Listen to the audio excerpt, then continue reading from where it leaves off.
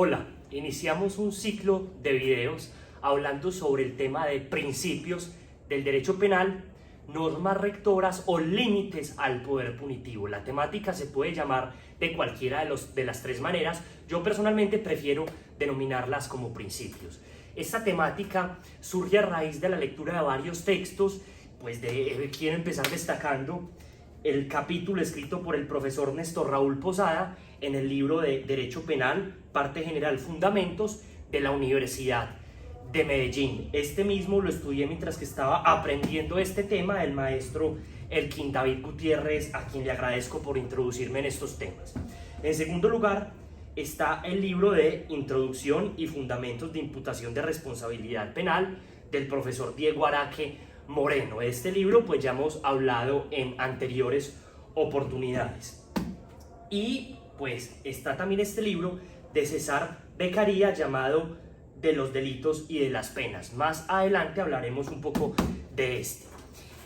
Empecemos hablando por el fundamento de los principios. Como nosotros sabemos, el derecho penal es ejercido, o más bien el castigo es ejercido por el Estado.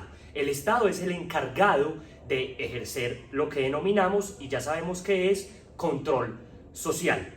Lastimosamente, la historia nos ha enseñado que el Estado, a la hora de ejercer el castigo, a la hora de ejercer el ius puniendi, se ha excedido, ha cometido arbitrariedades y de una u otra forma pues ha afectado a la sociedad.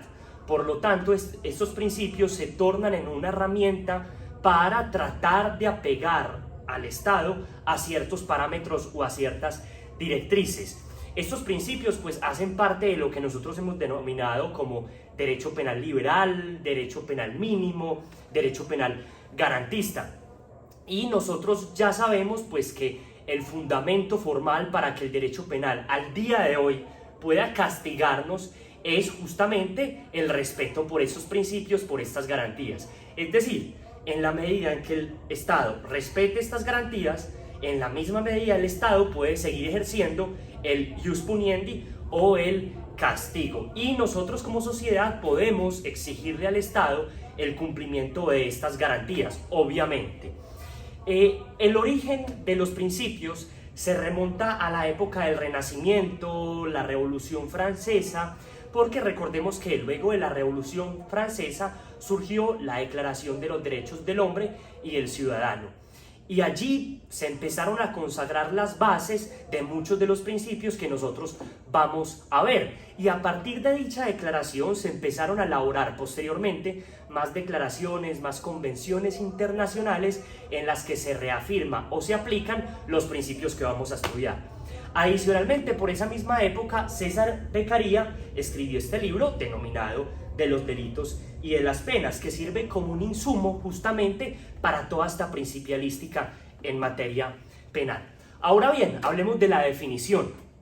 Según el artículo 13 de nuestro Código Penal, los principios son la esencia y la orientación del sistema penal colombiano, es decir, son las normas que están en la punta de la pirámide normativa, están en la cúspide, están en la cúpula de esa pirámide normativa, es decir, son las normas que tienen más fuerza de todo el ordenamiento jurídico penal. Y allí mismo, en ese artículo 13 del Código Penal, se mencionan que los principios son vinculantes, es decir, son obligatorios. Como si fuera poco, la misma ley lo repite, por el hecho de ser principios y ser esos principios que hay acá, son obligatorios. Y adicionalmente informan la interpretación de las demás normas del ordenamiento jurídico. Es decir, a la hora de interpretar las demás normas del ordenamiento jurídico, se deben interpretar bajo la luz, bajo la óptica de estos principios. Además, como ya lo sabemos muy bien, las nuevas teorías de los principios dicen que estos son vinculantes, que estos son obligatorios. Pero en el caso penal, como si fuera poco, la misma norma penal nos dice: los principios que usted encuentra acá son obligatorios y tienen fuerza normativa. Y esto pues tiene una implicación fundamental, y es que deben ser respetados por el legislador, por el Congreso, a la hora de crear las normas, pero también deben ser aplicados y respetados por los jueces a la hora de aplicar el derecho penal. Es decir, cuando aplican el castigo, cuando aplican la pena, cuando aplican la ley a un caso en concreto, tienen que basarse o respetar los principios que vemos allí en nuestro Código Penal, y los estudiaremos, trataré de explicarlos en ese mismo orden, y los encontramos desde el artículo 1 con la dignidad humana hasta el artículo 13. Ahora bien, hablemos de las funciones de los principios. Los principios tienen una función positiva. Esta función positiva consiste en que los mismos establecen un contenido material mínimo del ordenamiento jurídico. Es decir, como ya sabemos, pues las demás normas deben regirse bajo estos principios. Por lo tanto, los principios crean un contenido o material mínimo en el resto del ordenamiento jurídico. Empieza a ejercer, para que me entiendan bien, una función programática, porque empieza a programar a las demás normas del ordenamiento jurídico para que sean como los principios lo indican. Y en segundo lugar, como segunda función, encontramos la función negativa. La función negativa nos dice que la norma que esté en contra o trate de vulnerar los principios será una norma que debe inaplicarse, y obviamente con el tiempo deberá declararse inexequible, deberá derogarse, pero no puede estar en el ordenamiento jurídico.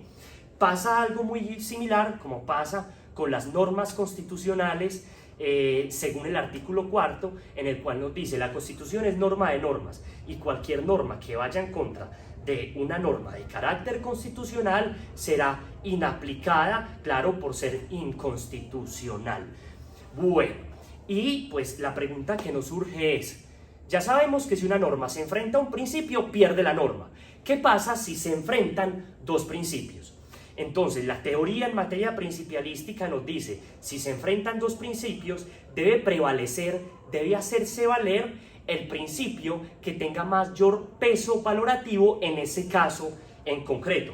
Es decir, habrá que mirar cada caso en específico y ver en cada caso en específico cuál es el principio que sería llamado a aplicar.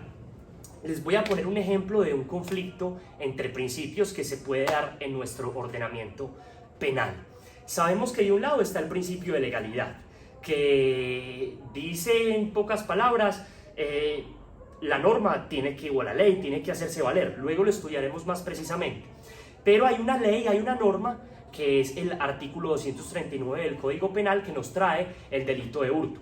Y dice: el que se apodere de cosa mueble ajena con el ánimo de obtener provecho, incurrirá en prisión.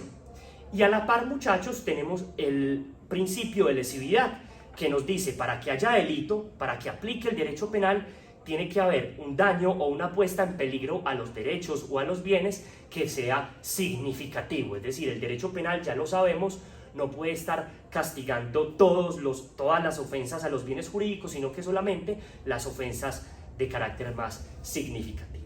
Por lo tanto, les pongo un ejemplo: una señora roba un alimento o una bolsa de arroz de una tienda para alimentarse. Acá en este caso encontramos que ella se apodera de cosa mueble ajena. Aparentemente estaría incurriendo en el delito de hurto. Entonces, según el principio de legalidad, si nos vamos a la aplicación exegética del derecho penal, esta señora tendría que irse para la cárcel. Pero, ¿qué pasa? Hay otro principio, que es el principio de lesividad, que en casos como estos nos dice: a ver, un momentico, no, en estos casos no puede aplicar el derecho penal. Y en el caso de la señora, cuando obviamente pues el daño es un daño pequeño, de poca monta, también llamado bagatelas, en fin, en este tipo de casos pues termina prevaleciendo el principio de lesividad por encima del principio de legalidad. A esta señora no se le podría castigar en ese caso en concreto.